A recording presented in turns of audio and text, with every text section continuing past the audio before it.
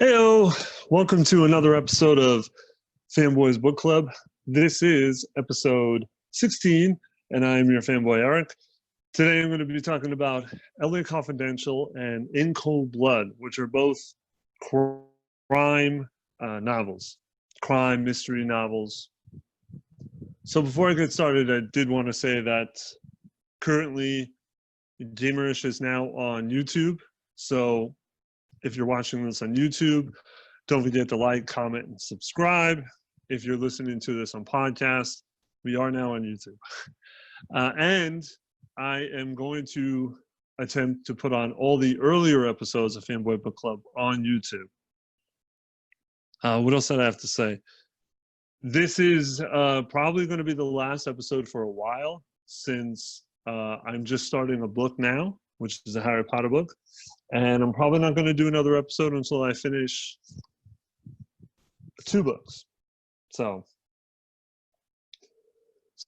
the first book is LA Confidential, which came out in 1990, and it is 496 pages long.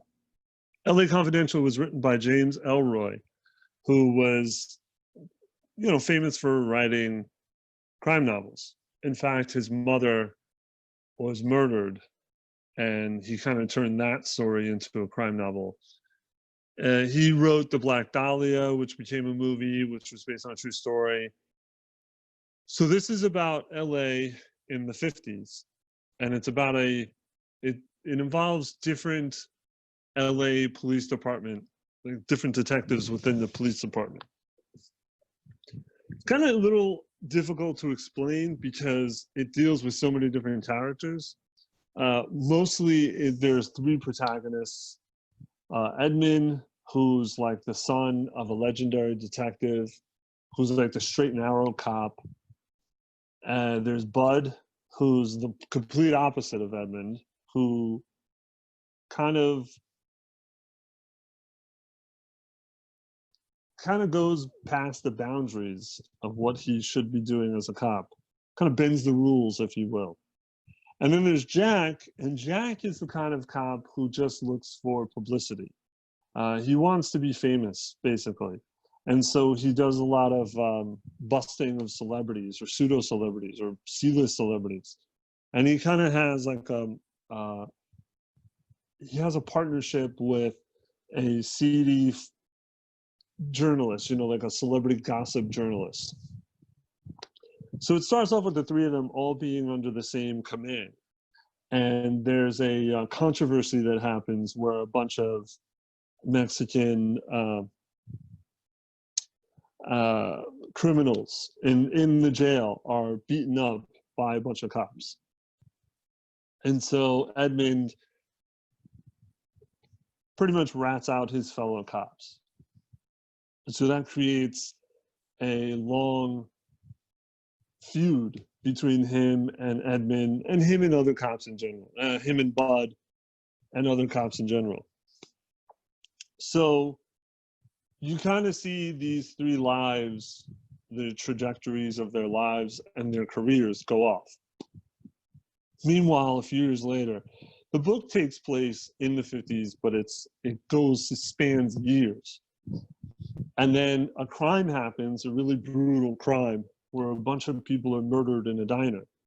And that takes up a lot of the characters' lives. I mean, that takes up, it takes years for it to be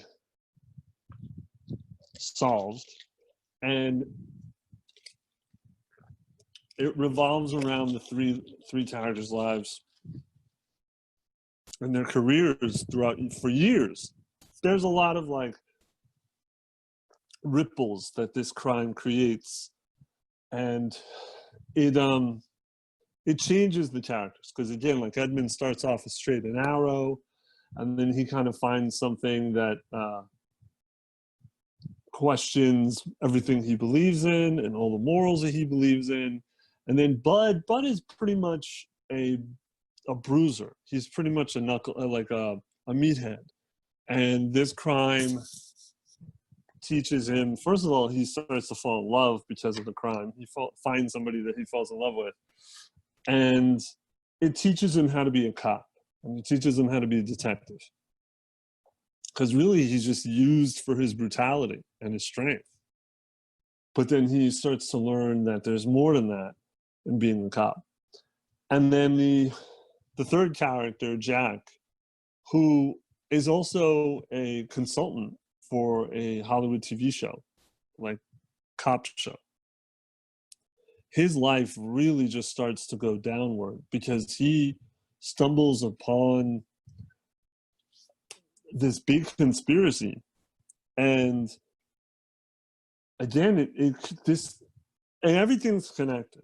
Everything's connected. You don't know that off the bat, but you start to realize that everything's connected. And I had previously read a book called Inherent Vice, and I thought that book was a mess.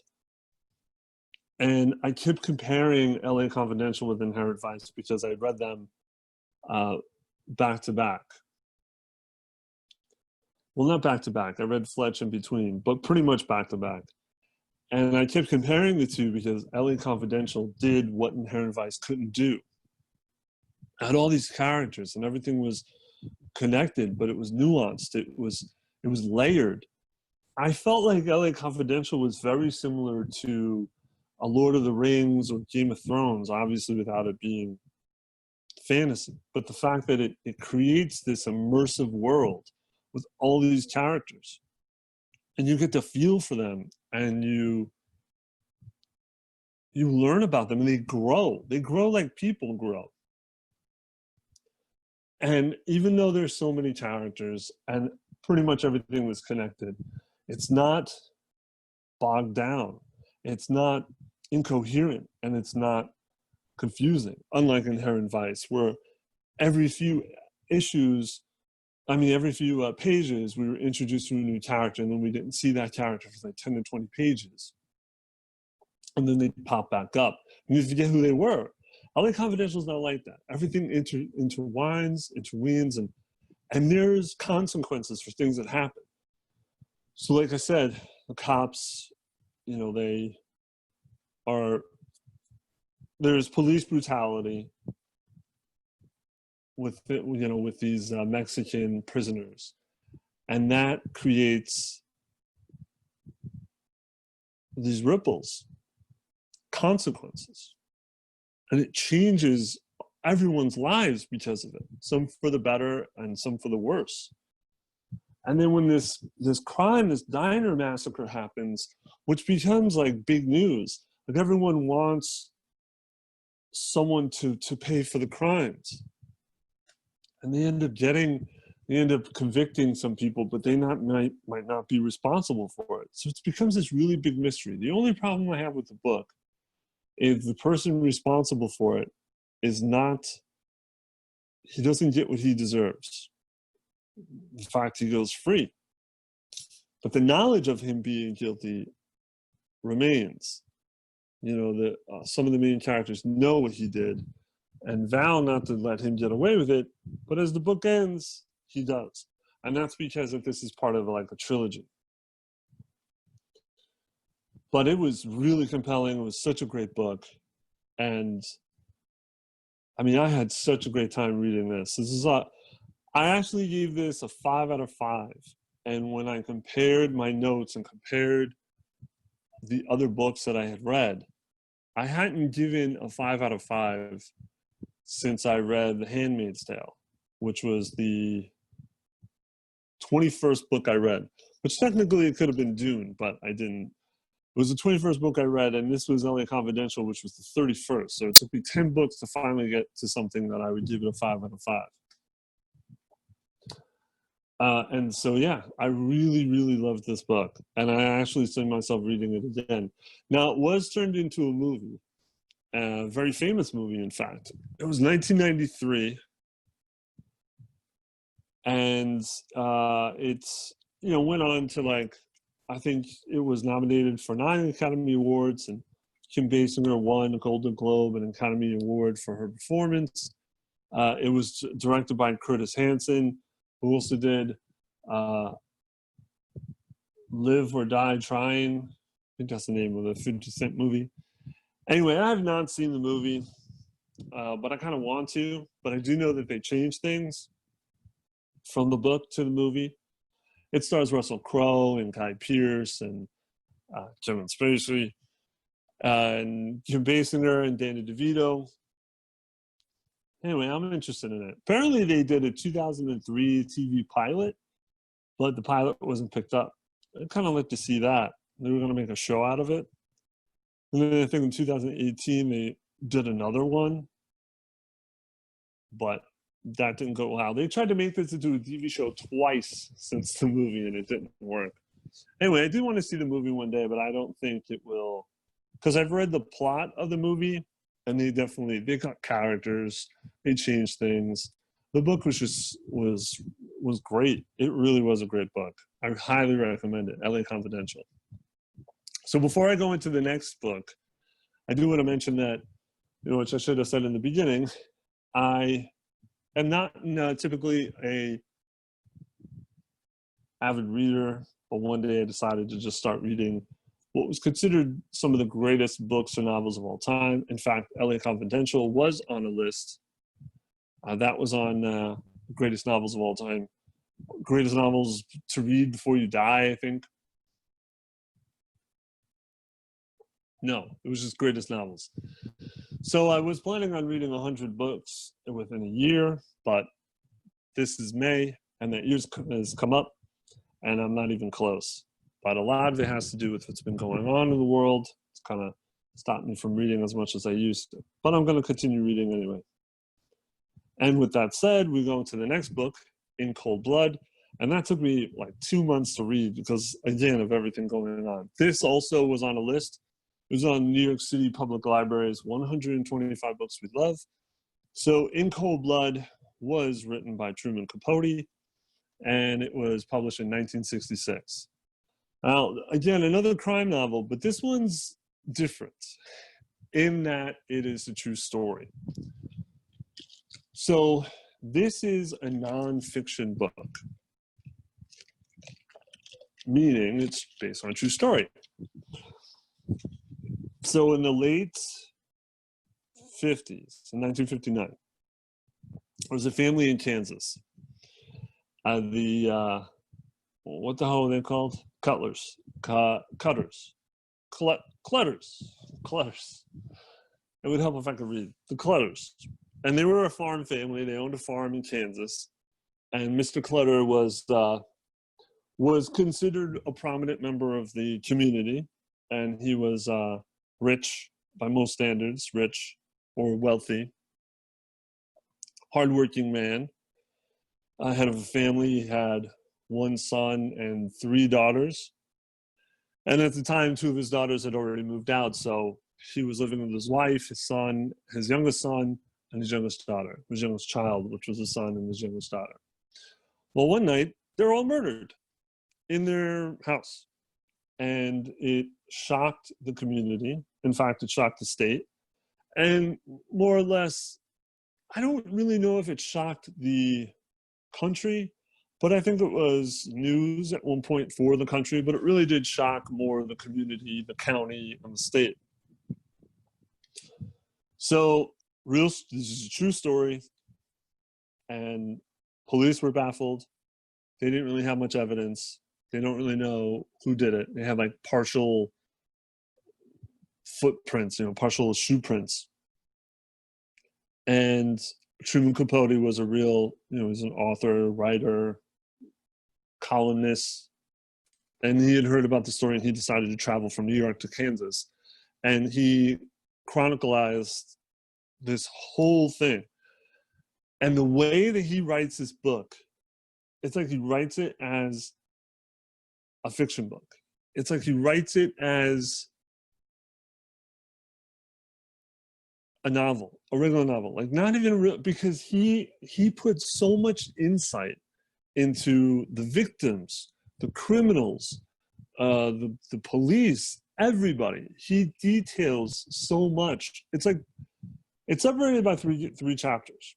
So the first chapter focuses on the family, what happened before they died, and then it focuses on the criminals, and then the second one focuses on what happened after the crime, and then finally the third chapter is more about, well, not the chapters, like the third part of the book, first part, second part, third part. The third part's more about how they were caught and what happened to them after.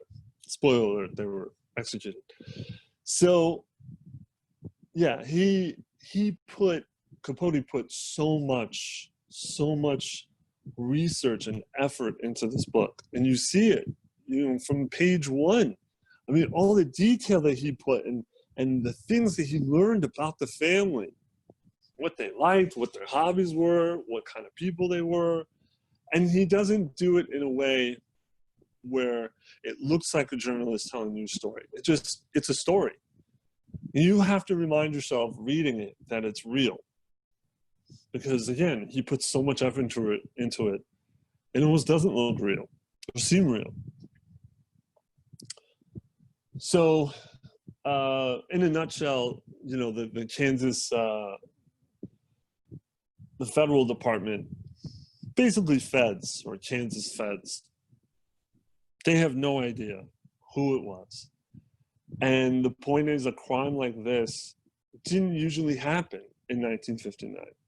So that's one of the reasons why people are baffled, because crimes are usually committed by people you know. And this didn't seem like anyone who knew the Clutter family. But again, it rocks the town, it rocks the county, because they all think it has to be somebody the Clutter family knew. And they're convinced, they start to get paranoid. They start to feel like they have to close their doors, because this is a time where everyone knew everyone. No one was a stranger. No one was afraid of anyone. They were still leaving their doors unlocked. But this starts to get them paranoid. They start talking about curfews.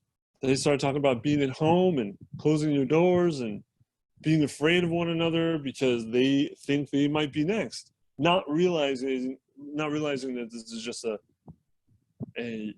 isolated incident.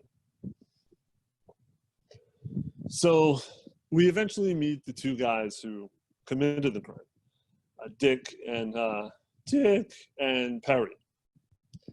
And they're interesting people because, again, they're so nuanced, they're so complex that they could almost be fictional characters, but they weren't. They were real people. Perry was half Irish and half Native American, and he was short, and he had an car accident, so it mangled up his legs. So I think he walked funny. And he had a lot of issues. He had a lot of anger issues. He almost had a Napoleon complex where he didn't like tall people because he was so short. He was very bitter and angry about the abuse that he held from nuns when he was in a orphanage. And so he was constantly trying to prove himself and trying to show that he wasn't a runt, basically. He was trying to fight that image of being a runt. And then Dick was the opposite of him. Whereas Dick wanted more. I mean, he wanted to go to college and his parents couldn't afford it. They were poor. And he always had a chip on his shoulder that somebody else had better than he did. And it feels like Dick could never be happy. So they go to commit this crime. Dick gets a tip from, they're both repeat criminals, hardened criminals. And Dick gets wind of this Clutter family having a lot of money. So him and Perry decide that they're gonna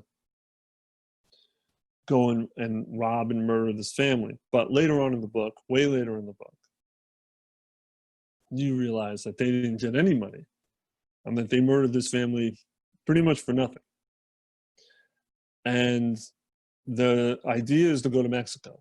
So they end up going to Mexico anyway with what little they got from the robbery and the murder.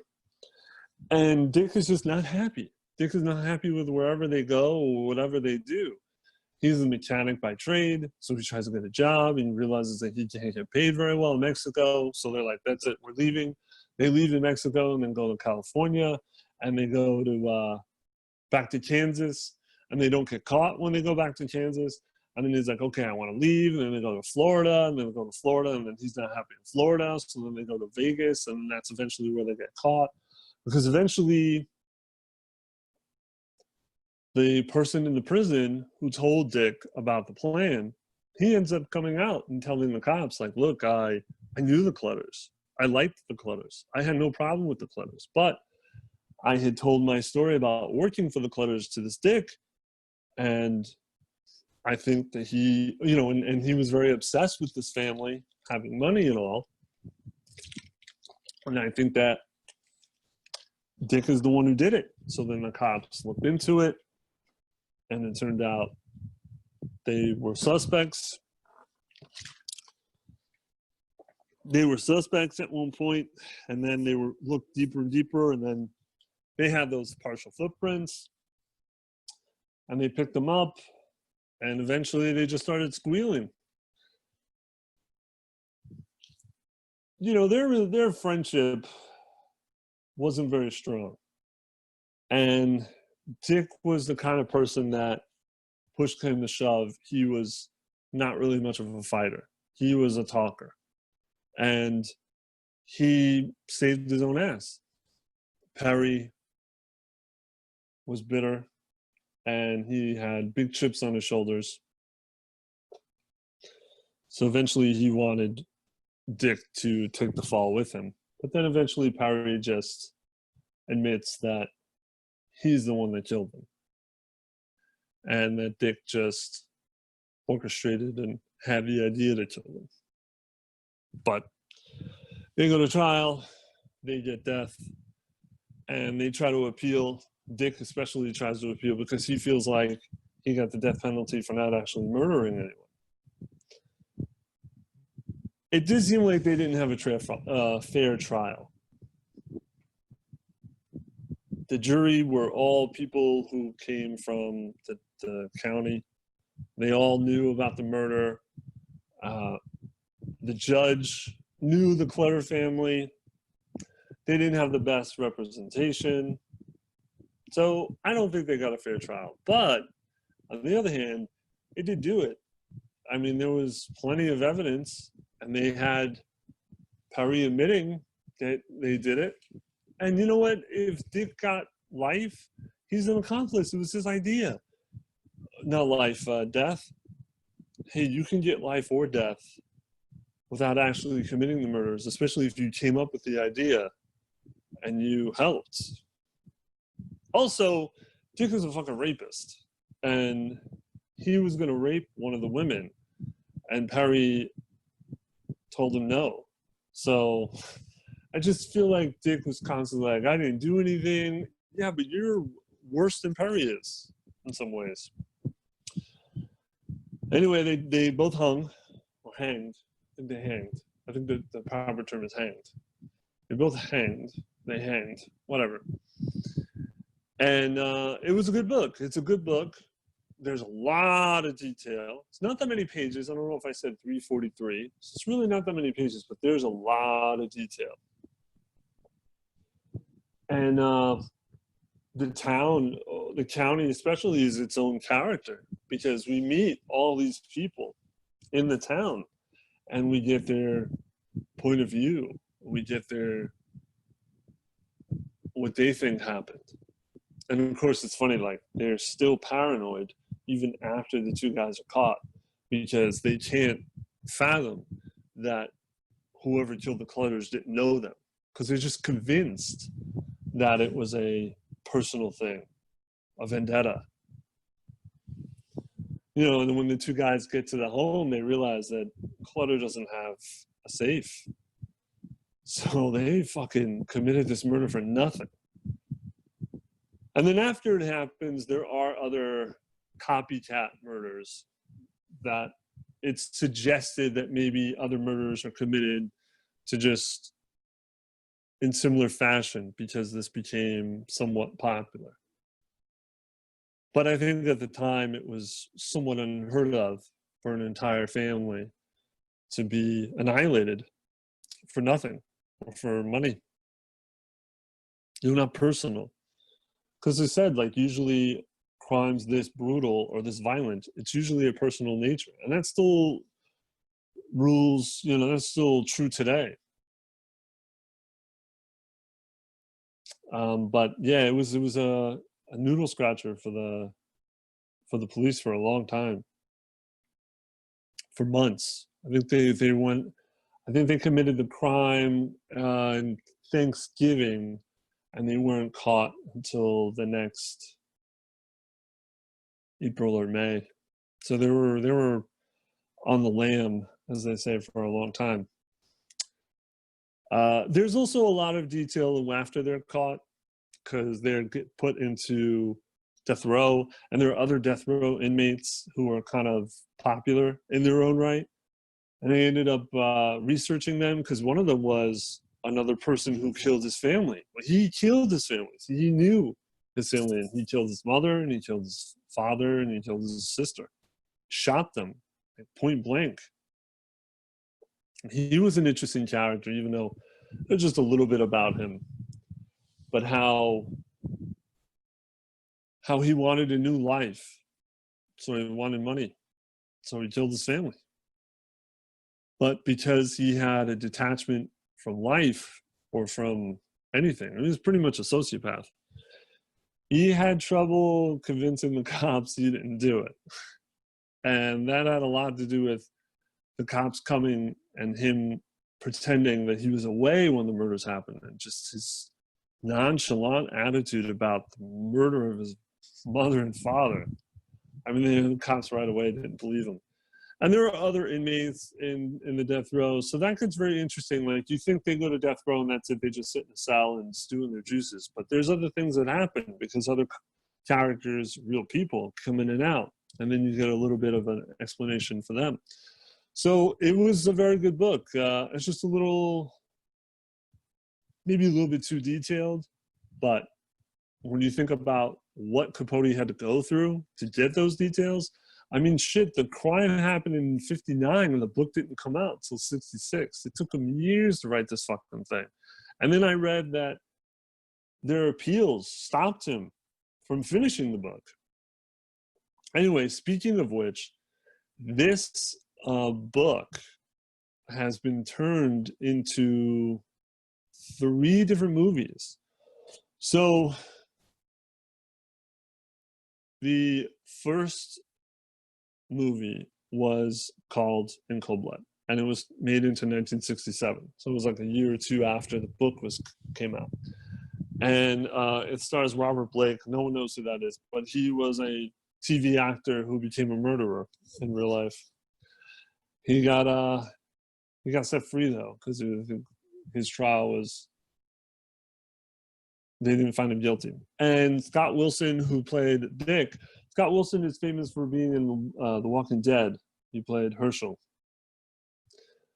So I remember seeing this a long time ago, and they don't talk about, so Capote really got familiar with the killers and sort of became their friends. At least he became Perry's friend. And that's obviously omitted from the movie. But 2 other movies were made about it, and that was really more about Capote. So the first one was obviously called Capote, starring Philip Seymour Hoffman, who won the Academy Award for it. And the second movie was made called Infamous, I believe, which I don't know why I'm not seeing. And that was also about Capote's relationship with the criminals and, trying to write the book. But you know, again, that's a little Hollywoodized.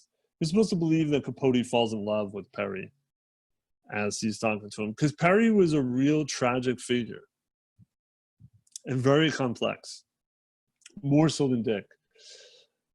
He was more complex than Dick. And just because he had a nurturing side, but at the same time was very, very violent and very, very angry. He grew up in a terrible home life. I mean, his mother and his father split, and his mother got custody of all the kids, and she was a horrible drunk and an abuser. And he wanted to be with the father, where all the other kids wanted to be with mom. So he resented them for still wanting to be with mom. Then he had 2 sisters and a brother. And then when everyone became adults, his oldest sibling, his brother, killed his girlfriend and himself. And then his sister fell out of a balcony window and died, ultimately killing herself. So, and yeah, so his life was not the best, and not to say that that's an excuse, but just saying he's a very interesting character to read about. Anyway, what else? This says that there was another novel. Oh, there was another murder. I mentioned that there was another family murders that happened, and it's alluded to that it might have been a copycat because it was very similar circumstances. So I don't think that was ever solved. And that happened when Dick and Perry were on the run. And so they never admitted to it, but there's been rumors that they might have committed it, maybe more than just rumors. But Perry actually mentions it in the book when it happens. He says to Dick, watch them try to pin this on us. And then when they get caught, they're asked about it, and he says to the cops, no, we didn't do it. We were in the same area at the time, but I told Dick, watch them try to pin it on us. But still today, it's still unsolved, and I think they still believe it might have been Dick and Perry. Let's see, what did I give this episode? Book. What did I give this book? 4.5 out of 5. I really did enjoy it, but again, I think it might be a little bit too much detail. Also, the fact it took me 2 months to read, so I had to put that little factor in there. But that would do it. Episode 16. Once again, please like, subscribe, comment. And if you're listening to this on Anchor or Spotify or Apple Music podcasts, whatever you listen to, like and do whatever you do, and join our Facebook group. YouTube is Gamerish Network on YouTube.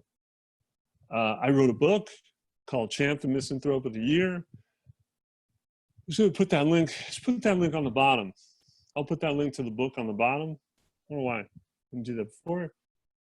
Everything we have, Facebook, Anchor, Discord, will link on the bottom. So keep reaching for those stars. Reading is fundamental, and be nice to each other. Almost everybody.